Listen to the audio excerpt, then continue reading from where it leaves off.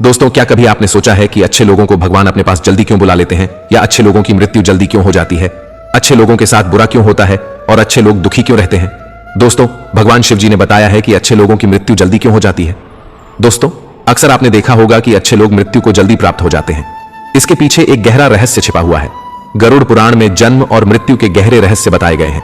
उन्हीं रहस्यों में एक रहस्य यह भी है कि अच्छे लोगों की मृत्यु जल्दी क्यों हो जाती है।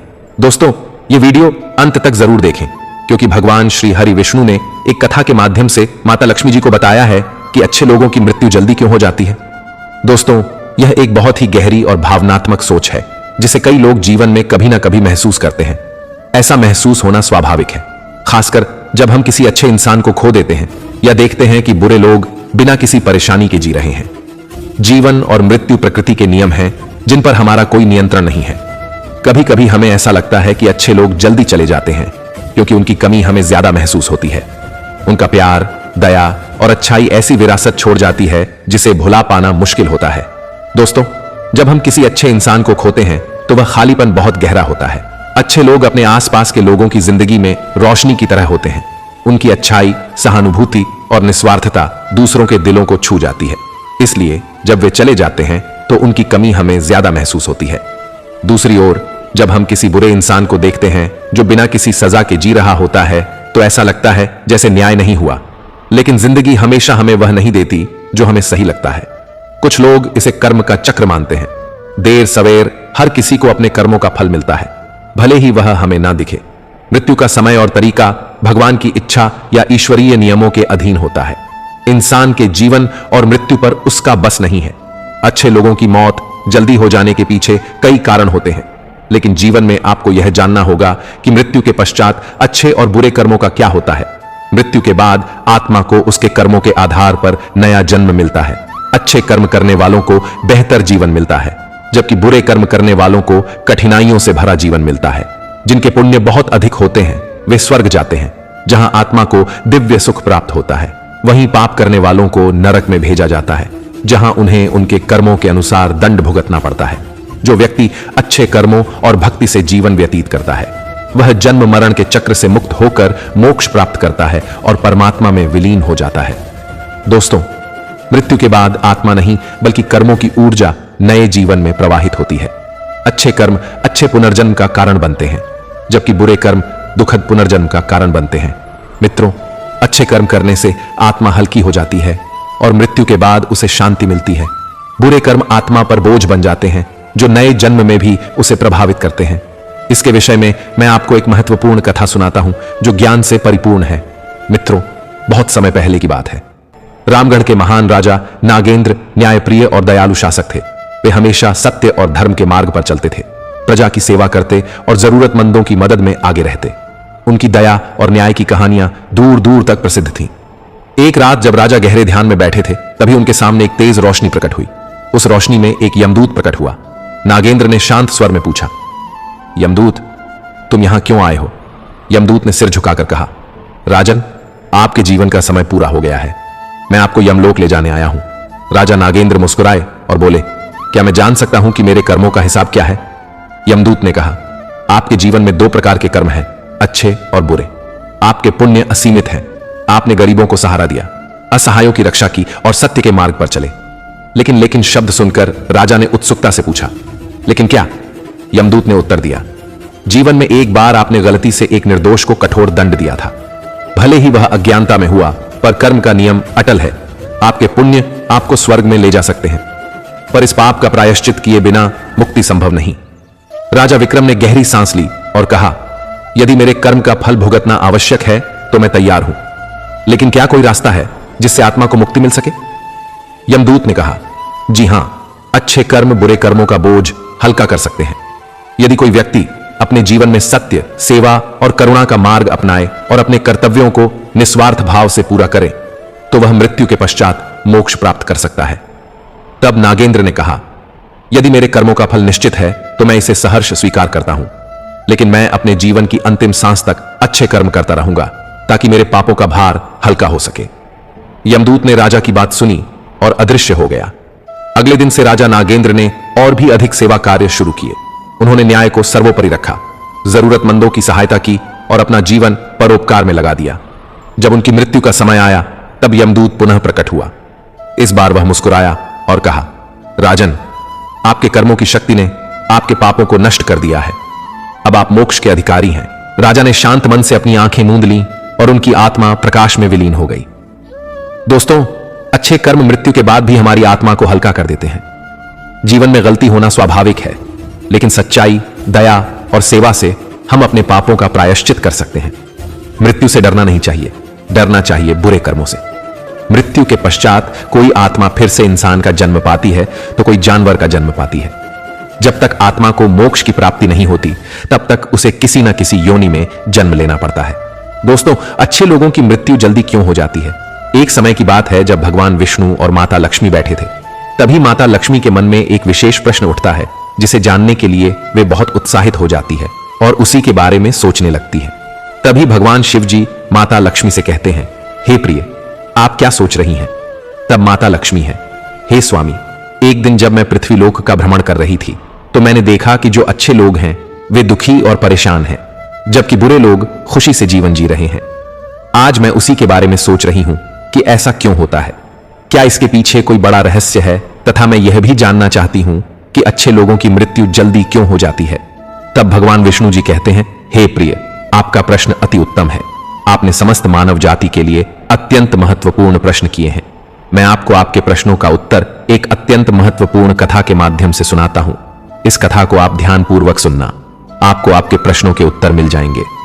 भगवान विष्णु जी कहते हैं, हे प्रिय, जो भी मनुष्य इस कथा का ध्यानपूर्वक श्रवण करता है उसे जीवन के विषय में महत्वपूर्ण ज्ञान प्राप्त होता है और उसके अनेकों कष्टों का निवारण हो जाता है। माता लक्ष्मी कहती हैं, हे स्वामी, आप मुझे वह कथा सुनाएं। मैं कथा को ध्यानपूर्वक अंत तक सुनूंगी। तब भगवान विष्णु कथा सुनाते हुए कहते हैं, हे प्रिय, बहुत समय पहले एक गांव में रमेश नामक एक किसान रहता था। वह अत्यंत सज्जन, दयालु और धर्मपरायण व्यक्ति था। वह प्रतिदिन न केवल अपनी भूमि की देखभाल करता बल्कि जरूरतमंदों की सहायता करता, भूखों को भोजन कराता और हमेशा सत्य और अहिंसा के मार्ग पर चलता। उसकी एक सुंदर पत्नी थी, वह भी धर्मपरायण स्त्री थी। दोनों खुशी से एक दूसरे के साथ जीवन व्यतीत करते थे। लेकिन एक बार गांव में भयंकर सूखा पड़ा।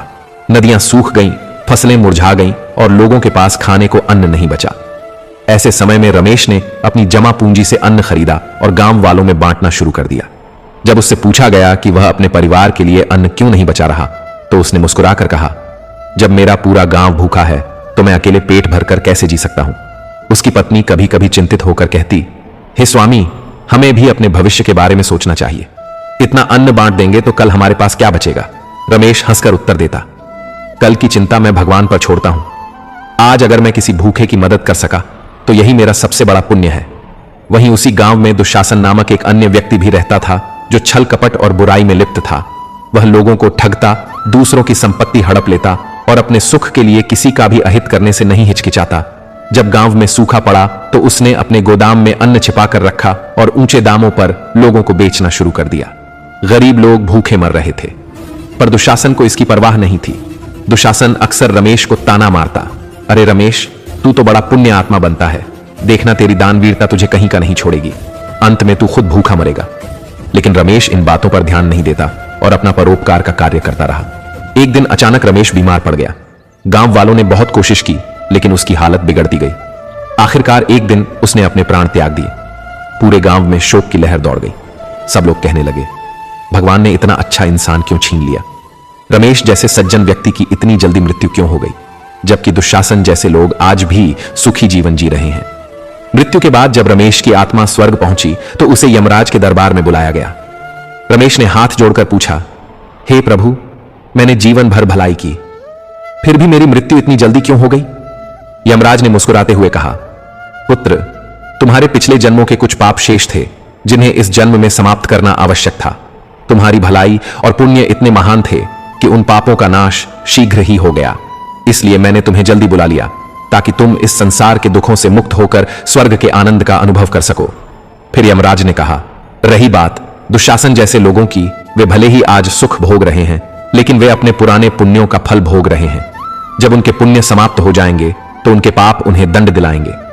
रमेश की आत्मा भगवान के चरणों में लीन हो गई और उसे मोक्ष प्राप्त हुआ। उधर दुशासन ने लंबा जीवन जिया लेकिन उसके लालच और बुरे कर्मों का फल उसे अगले जन्म में भोगना पड़ा। मित्रों, दुशासन कभी भी जीवन में कोई पुण्य काम नहीं करता था। उसने अपने जीवन में कई पाप किए थे। गरीबों का शोषण, जरूरतमंदों की मदद ना करना और स्वार्थ के लिए दूसरों का अपमान करना। जब उसकी मृत्यु हुई तो उसकी आत्मा यमलोक पहुंची।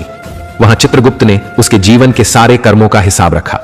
चित्रगुप्त बोले, दुशासन, तुमने पिछले जीवन में अत्यधिक पाप किए हैं। तुम्हारे कर्मों का फल तुम्हें अगले जन्म में भोगना होगा। दुशासन की आत्मा डर गई और उसने विनती की और बोला, क्या कोई रास्ता नहीं है जिससे मैं इन पापों से बच सकूं? चित्रगुप्त गंभीर स्वर में बोले, हर आत्मा को अपने कर्मों का फल भोगना पड़ता है। अब तुम्हारा नया जीवन इस संसार में प्रारंभ होगा। दुशासन ने अगले जन्म में संदीप नाम के व्यक्ति के रूप में जन्म लिया। वह एक गरीब परिवार में पैदा हुआ। जन्म से ही उसके जीवन में दुखों की कोई कमी नहीं थी। घर में गरीबी थी। माता पिता बीमार रहते थे और भोजन के लिए उसे दूसरों के खेतों में मजदूरी करनी पड़ती थी।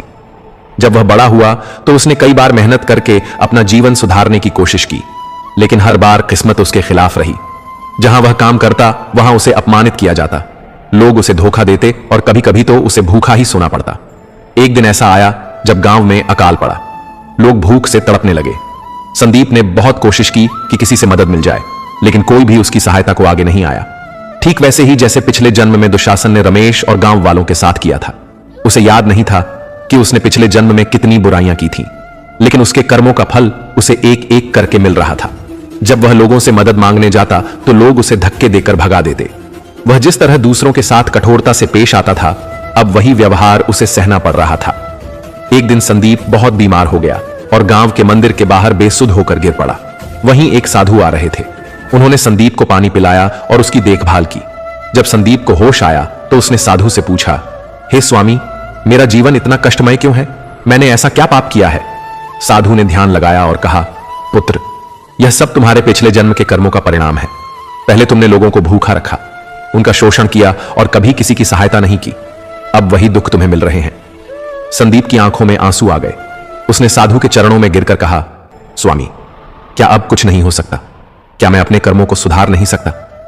साधु ने उसे समझाया, हर कर्म का प्रभाव होता है, लेकिन सच्चे हृदय से पश्चाताप और सेवा करने से पुराने पाप कम हो सकते हैं। अगर तुम अब अच्छे कर्म करो, दूसरों की मदद करो और सच्चे मन से प्रायश्चित करो तो तुम्हारा भविष्य सुधर सकता है। उस दिन के बाद संदीप ने अपना जीवन बदल लिया। वह मजदूरी करता, लेकिन जितना भी कमाता उसमें से थोड़ा जरूरतमंदों को दान करता। वह बीमारों की सेवा करता, पशुओं की देखभाल करता और हर प्राणी में ईश्वर को देखने लगा। धीरे धीरे उसके जीवन में सुख आना शुरू हुआ। उसके कर्मों के फल बदलने लगे और जब उसकी मृत्यु हुई तब वह एक संत के रूप में इस संसार को छोड़कर गया। अगले जन्म में उसे पुण्य आत्मा के रूप में जन्म मिला, जहां उसने शांति और आनंद का अनुभव किया। मित्रों, हर कर्म का फल अवश्य मिलता है। बुरे कर्म दुख देते हैं और अच्छे कर्म सुख लाते हैं। अगर मनुष्य अपने बुरे कर्मों से सीख लेकर अच्छा बनने का प्रयास करें तो वह अपने भाग्य को बदल सकता है। भगवान शिव ने माता पार्वती से कहा, देवी, अच्छे लोगों की मृत्यु जल्दी इसलिए हो जाती है क्योंकि वे अपने शेष कर्मों का फल शीघ्र भोग कर इस संसार के दुखों से मुक्त हो जाते हैं। वहीं बुरे लोग अपने पापों के कारण सांसारिक बंधनों में फंसे रहते हैं ताकि वे अपनी बुराइयों के फलों को पूर्ण रूप से भोग सकें। माता पार्वती ने सिर झुकाया और बोली, हे स्वामी, आज आपने मेरे मन के प्रश्न का समाधान कर दिया। अब मुझे समझ आ गया कि मृत्यु का समय पुण्य और पापों के संतुलन से तय होता है। भगवान शिव मुस्कुराए और बोले, हे देवी, कर्म का चक्र अटल है, कोई भी इससे बच नहीं सकता, ना अच्छे ना बुरे। बस अच्छे लोग जल्दी मुक्त हो जाते हैं और परमात्मा के समीप पहुंच जाते हैं। अच्छे लोगों की मृत्यु जल्दी होना इस बात का संकेत है कि उनका संसार के बंधनों से मुक्त होने का समय आ गया है। उनके पुण्य उन्हें शीघ्र ही मोक्ष की ओर ले जाते हैं, जबकि बुरे लोग अपने पापों के कारण इस संसार में और अधिक बंधे रहते हैं। मित्रों, इस प्रकार भगवान शिव ने माता पार्वती को बताया कि अच्छे लोगों की मृत्यु जल्दी क्यों हो जाती है। मित्रों, यदि अभी तक आपने वीडियो को लाइक नहीं किया तो वीडियो को लाइक करें और चैनल को सब्सक्राइब करें, तथा यदि आप भी भगवान श्री हरिविष्णु जी के सच्चे भक्त हैं तो कमेंट में जय श्री कृष्ण या जय श्री हरिविष्णु जरूर लिखें।